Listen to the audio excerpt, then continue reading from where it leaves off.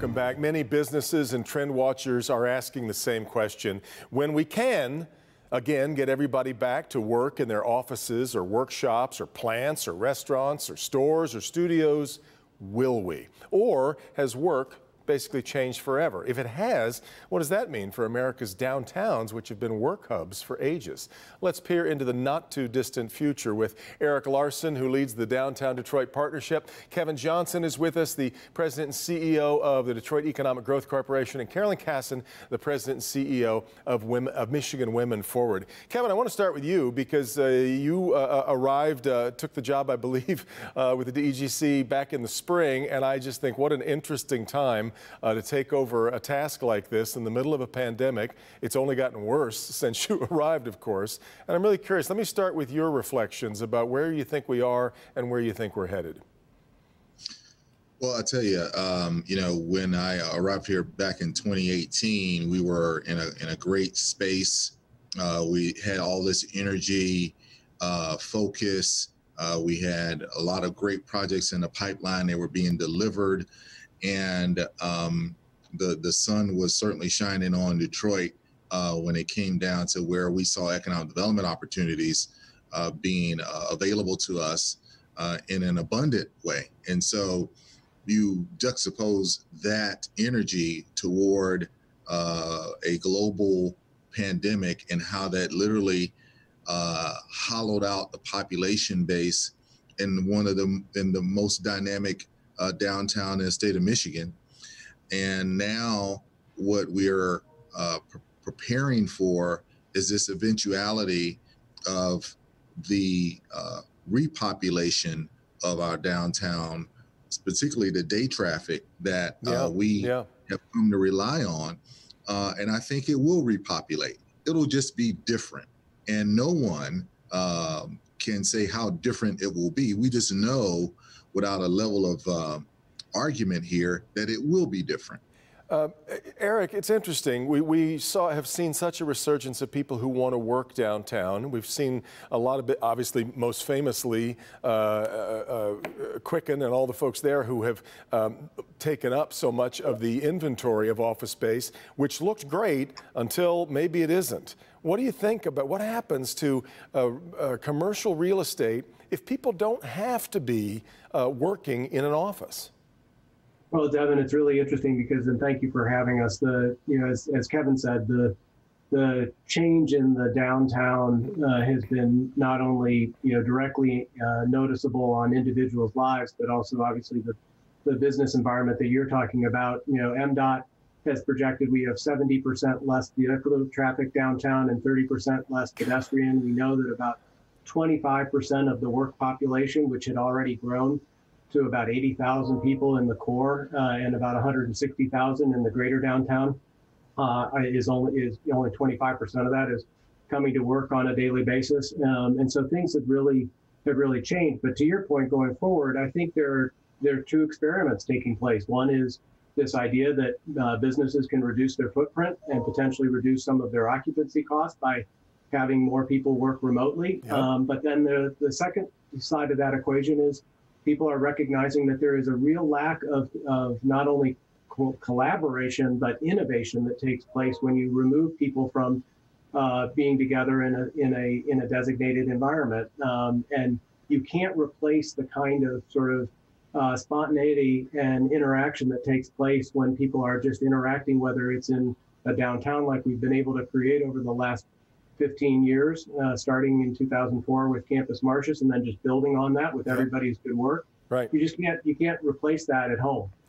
Carolyn, where this leaves then a lot of independent business men and women. I think that's been one of the great stories of Detroit is that it isn't downtown is not populated by a ton of chains. Some people want to see more, but I think there's been a real opportunity here for a lot of sort of mom and pop, grab yourself by the bootstraps kind of startup. But we always talked about critical mass being a part of being able to build up to that.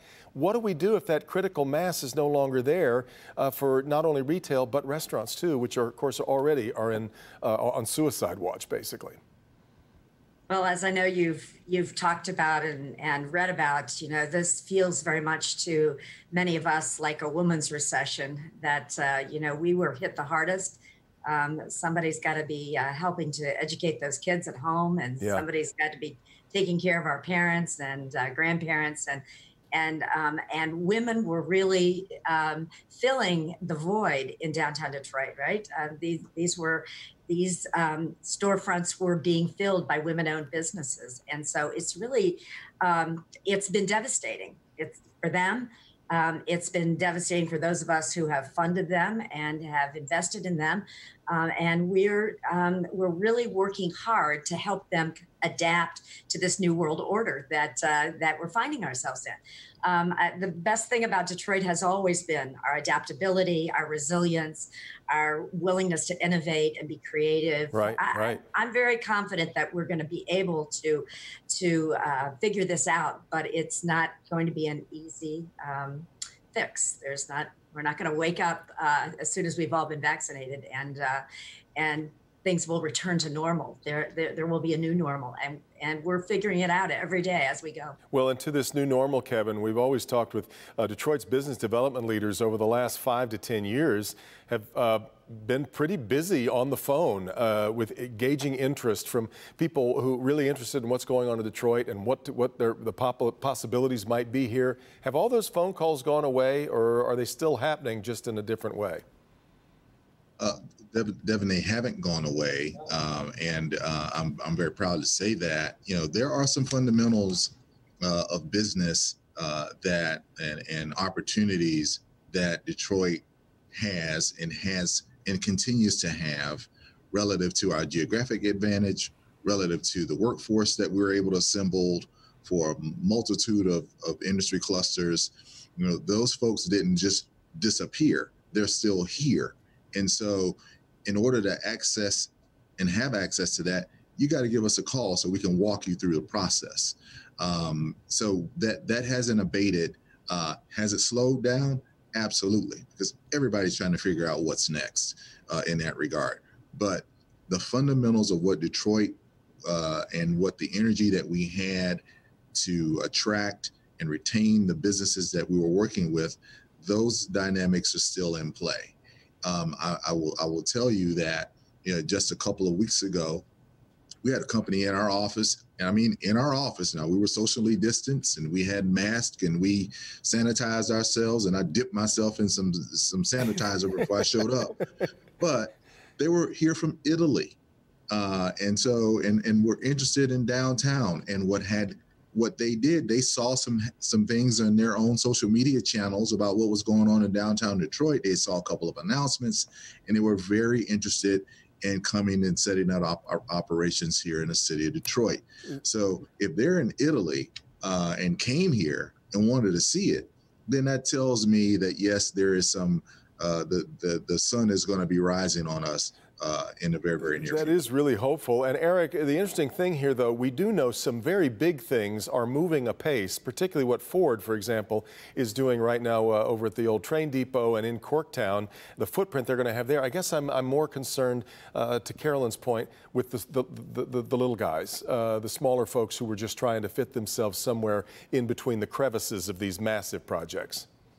Yeah, and Devin, I think all of us are very concerned about, the smaller single shop. If you look at the stats nationwide, and it's only going to be, even increasingly troubling here in the urban centers. 1 out of every 5 small business, single location businesses are going to be out of business and won't reopen. Yeah. 7% of the work population is represented by that group that is being put out of business. And so, yeah, it's a big concern. But I think to Carolyn's point, we are an incredibly resilient. We've been here, year before. We didn't want to be back in this position, but we are incredibly resilient. We are amazingly entrepreneurial.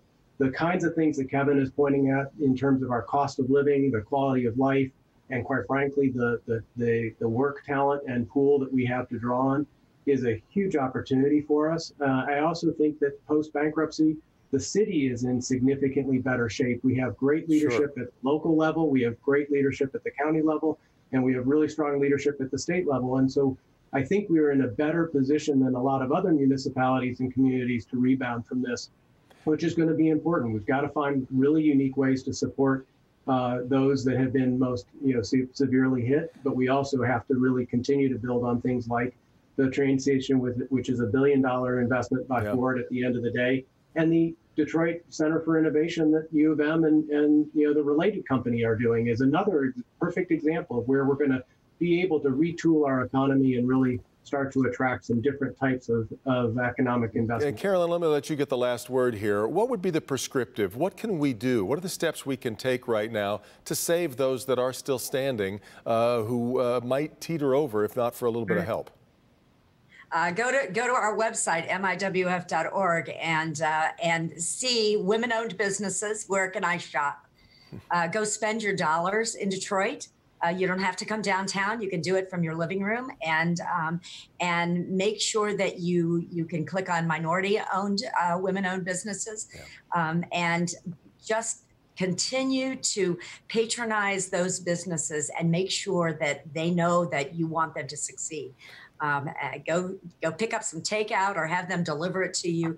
Make sure that these businesses continue to have a very strong customer base, so that the minute that we can open up shop, they'll be there. Really good time. And we're going to keep helping them too, Devin. Yep. We wrap our arms around these companies, these small businesses, and we help them every single day try to figure out, what's next. Really good time, though, to invest in those things that you want to still be there when all is said and done. Carolyn, Kevin, Eric, thank you all so much for the time. Merry Christmas, and thanks for being with us today. Merry Christmas. Merry Christmas. You bet. Shop local. Yeah, shop local. Back with more in just a minute. We got to shop right now on this break. Back with more in a second.